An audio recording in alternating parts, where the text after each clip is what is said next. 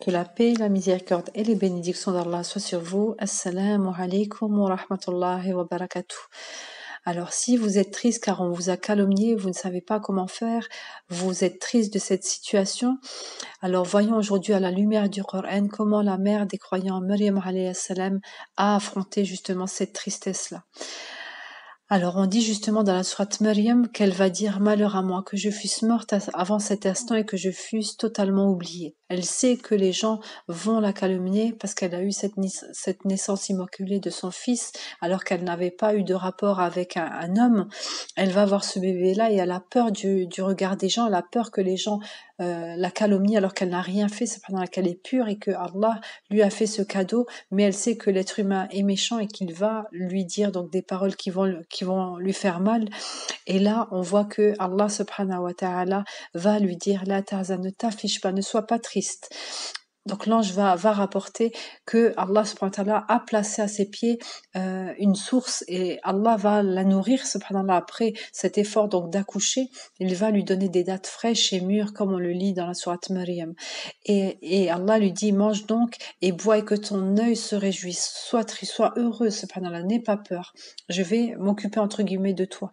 Allah va la nourrir et après il va lui dire donc de retourner auprès des gens du temple avec le bébé. Et elle a peur, mais Allah va lui dire, tu n'auras pas besoin de parler. Parce qu'elle se dit, mais qu'est-ce que je vais pouvoir dire, subhanallah. Et ils vont dire justement par la suite, tu as fait une chose monstrueuse. Ils vont en arrivant, mais Allah subhanahu wa ta'ala va la protéger, lui dire, je te donne à manger et ne parle pas.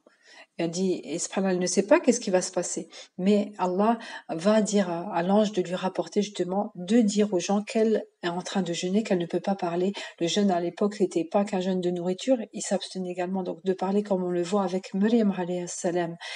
Et là, elle arrive devant les gens et les gens commencent à parler, à dire, mais tu as fait une chose monstrueuse, comment tu as fait ça alors que ta famille était une bonne famille, ta mère n'était pas une prostituée, subhanallah.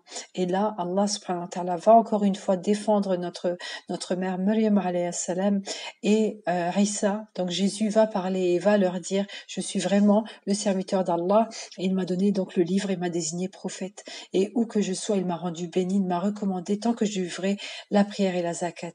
Donc d'après tout ça, quand on remonte, on voit que c'était le complot justement de d'Hérode qui voulait donc tuer les enfants à la venue de Jésus alayhi salam, et Allah va faire justement que cette naissance qui remonte donc avant, si eux ils attendaient en fait la naissance là de Hannah, ils pensaient que ça allait être Maryam qui allait être le grand prophète, mais Allah va faire que ce soit une fille pour pouvoir donner par la suite subhanallah et déjouer ainsi leur complot.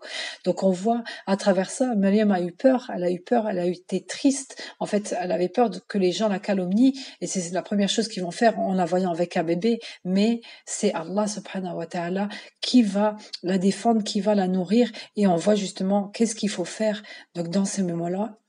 Essayons de faire comme Allah subhanahu wa ta'ala a recommandé à Maryam alayhi salam, de jeûner, de patienter et de laisser la lumière d'Allah jaillir dans le cœur donc des autres personnes. Donc Inch'Allah, si vous avez une histoire qui est similaire, que les gens vous calomnient, jeûnez comme l'a fait notre mère Maryam alayhi salam, faites manger des bonnes choses et que voilà, mangez et buvez des bonnes choses Inch'Allah, jeûnez et Inch'Allah Allah subhanahu wa ta'ala vous soutiendra, soyez ferme et soyez patiente et Allah subhanahu wa ta'ala vous délivrera de cette situation. Subhana rabbika rabbil izzati amma yasifun wa salamun ala al-mursalin walhamdulillahi rabbil alamin.